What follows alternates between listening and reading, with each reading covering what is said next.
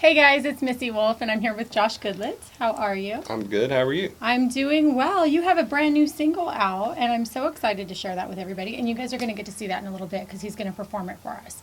But it's called I Don't Usually Do This. And I love the message in the song. I love it. So can you tell us about that? Well, when I got the song pitched to me, I knew I was going to record it like within the first minute of the song. It didn't even make it to the hook, and I was like, hey, that's me. So, I guess when I got divorced and doing everything, I met my fiance. I never thought I'd fall in love again, so the song's basically about me. Right. That's great. That's great. And I read that you like real artists. You like it when people keep it real, and you seem like such a real person in everything that you've done. And I really like that about you. I like that you're not, over the top one direction or another. You're just this real person. You've got real stories to tell, real life to live, and you want to just share it with everybody. So what's kept you inspired to just be yourself with your music? God, really. I mean, just he gave me the gift, so I just try to stay true to who I am. Right, right. And I also read, I know it might be a little bit emotional, but I wanted to talk about it. Your song Amazing Grace at your grandfather's funeral, that was the pivotal moment for you. Yeah, but I only got through half of that. Did you? Yeah, it was only half. But it was a moment for me that really made me believe that this is what I was supposed to do. Right. So. Right. And I know, moments like that, touching moments like that, that's what makes the audience and that's what makes the fans really connect to you. And, recently Kelly Clarkson did that on the American Idol, the song that she wrote, and she broke down, partway through the song and barely made it through. And everybody's response afterwards and everything just was all about her. So for you, that moment with everybody reacting to you, that was a defining moment for you. But do you regret singing that, or at the funeral? Do you? No, I don't regret much. I don't think I regret anything in my life at all. I think it's just you learn and move forward. I don't regret anything. That's great. So no, I don't regret that at all. I love that because living with no regrets is what really we should be doing. Living life to the fullest and just experiencing. And you have a lot of experience, and you're a father of 5, right? Yes. Holy cow! How is that? I mean, that you've got your hands full. I don't even need cable TV. I can just. No, you need a headline tour. You need to go. I do need the headline tour. Absolutely. It's chaotic at moments, but for the most part, it's great. I mean, there's never a dull moment in my house, ever. I understand that. Do you have now? What's the ratio, boys, girls? I have 4 boys and 1 girl, so my daughter will never get a date. Oh, I'm sorry, honey. That sucks. But good for you, and the brothers are going to protect you, and yeah, good luck with that. Wow. So is your daughter the oldest, youngest, middle? No, it goes 9 is my oldest, or 9 is my youngest, 15 is my oldest. Oh, but she is okay. 10, so she's right in the middle. She's got brothers that can beat up her boyfriends. Oh, hey, you know what? And then some that'll torment, right? Yes. That's great. That's great. Yeah, for my girls, I don't have that. Their brother's only 4 years old, and my oldest is 14. So a big gap there for me. But getting to that direction, I don't like it. I don't envy you either, because that's. No, I don't like it. I don't like it at all. Not at all. Well, you're going to end up with a really fun future, though, as they get older. I'm sure you're going to have a lot of fun experiences. But. It will be. It will be. Now, you grew up on a farm. So yes. I got to know about this. I heard that you worked in tobacco fields. Yes. That's not something I hear every day. How was that growing up for you? Getting up before dawn, doing chores before you go to school? It wasn't fun, but that's what we were taught. Right.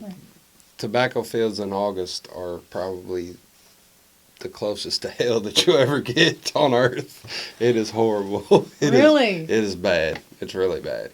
Yeah, because you get the dew that comes down on the tobacco when you're trying to cut it, and tobacco's sticky anyway.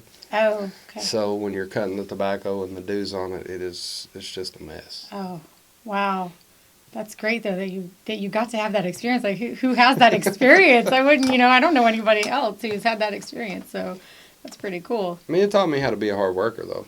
Right. So I can't, that's what I've been, put toward my music is being a hard worker. And that's what it takes. I mean, this town, not just the town is great, but the music industry is pretty brutal. And if you're not willing to show up and work hard every day and have that drive and perseverance, and you're not going to make it. And you have that, like, oh, I almost said something bad. You have that by the boatload. Let it chew you up and spit you out. I know a couple people that it has. I mean, I've got a couple friends that it's, chewed up and spit out, and they had all the talent in the world. They just didn't have the drive to back it up. Right. Yeah. It makes a huge, huge, huge difference. And, your goals as well. You got to stay focused with your goals, and you got to keep reminding yourself, what is it that I want to do? And you got to know what you want to do. And, I've seen people come in and they just, okay, I want to do this and this, but I don't really know what I want to sing, and I don't really know what kind of thing I want to do, and they don't really know what they want yet. So they don't know where to start, and their hands are kind of everywhere. So do you feel like you're on the right path, and you have everything set in place, and you're just tackling it a day at a time? Yes, I do. I really do. I think the first single that we put out was really eye-opening for me. Mm-hmm. I didn't really know that much, and it's a learning process. And now that I'm learning, it's going the way I want it to go. Right. So what are you working on now?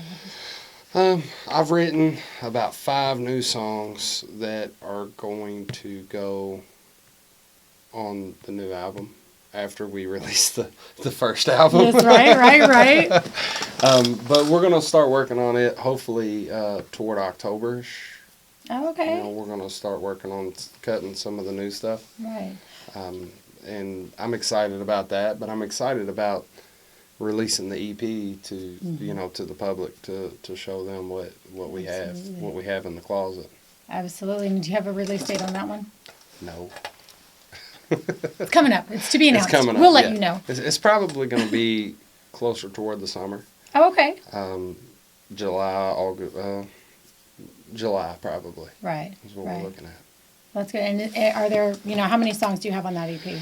There's going to be 6. 6. Oh, did you just say that? And I'm totally a loser. I'm a loser. Sorry if you guys heard that. I didn't catch that. Why?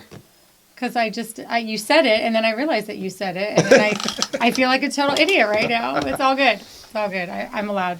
That's whatever. I'm goofy. But so 6 songs, and mm-hmm. your newest single just released. So what has the feedback been on that for you?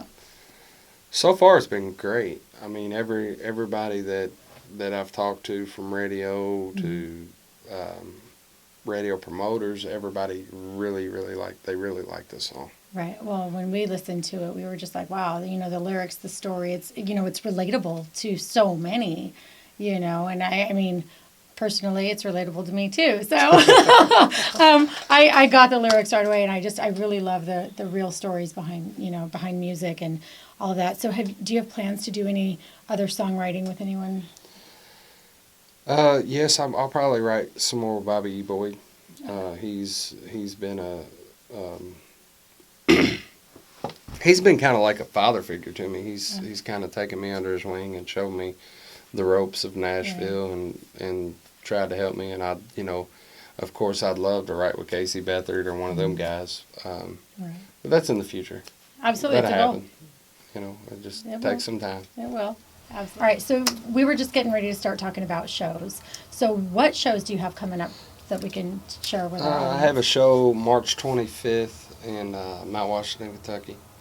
Then I have one in Louisville, Kentucky, April the 2nd, I believe. And then one in Louisville, April the 9th. And then one in Paintsville, Kentucky. I could not tell you the date, but it's okay. It's coming up. You guys got to check the website. There you go. There you go. Now, in Nashville, we have like that big, huge country music festival. What's we have that? The CMA Fest. So are you going to be there for that this year? Yes, ma'am. I'll be there. I'm so excited. I love CMA Fest, and I love watching everybody walk around and getting to meet their little, their idols and their, they street team some of them for their favorite artists. And it's a lot of fun. And you watch them collecting autographs on their boots and on their hats and on their guitars and other places. Well, I've just seen some of those recently, and sorry, that just totally snuck in there. But do you have any idea, like, how many performances you're going to be doing while you're here? I think right now we've got 2 lined up. I don't know after that. Okay. My team is working on that. And you know what? I mean, that's the type of event where, last minute things are going to be happening all Right. the time. There's so many surprise changes, and they're always adding things and doing things. So if you guys come here for CMA Fest and you have a plan, chances are your plan is going to change because they're going to announce all kinds of surprises, and you're going to ditch your other plan for the new one. So just come here and have fun. That's all you got to do, right? It's a lot of fun. Come here, have fun. You're going to meet a ton of people, and then the vendors.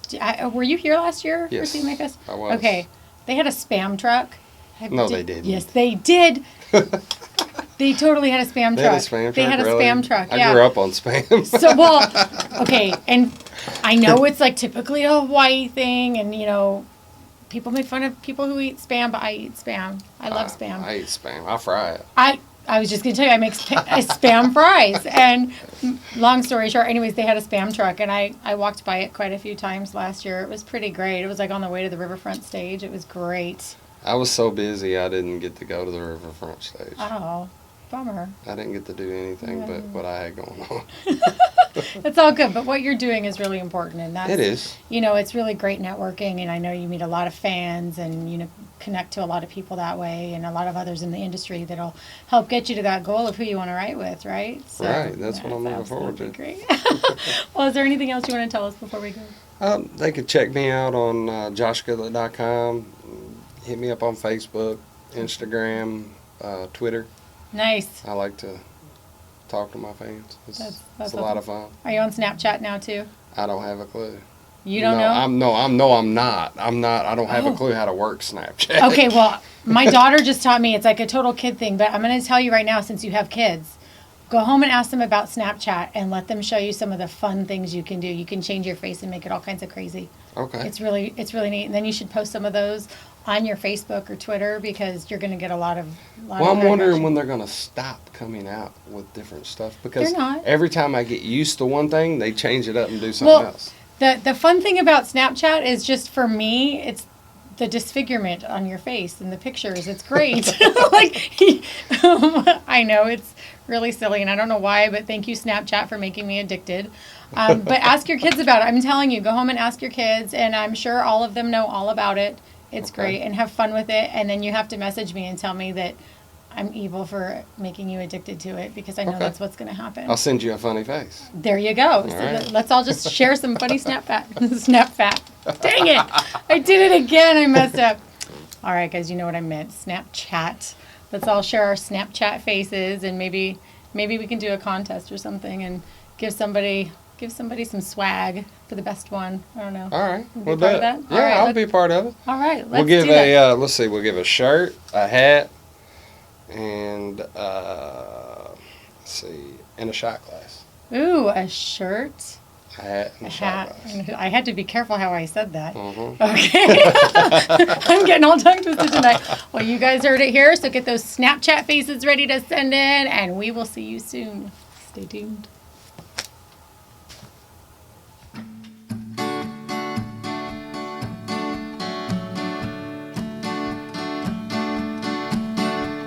Stay.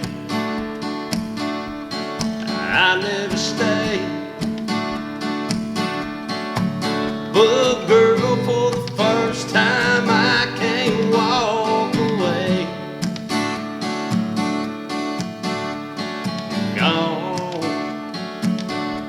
I'm usually gone. These old worn out boots don't stay in one place too long. Well, I must be slipping. Girl, what's wrong with me? I don't usually do this. My heart don't fall, and I don't usually do this. Well, it's not like me at all, and I know you heard it before, but the truth is, I don't usually do this.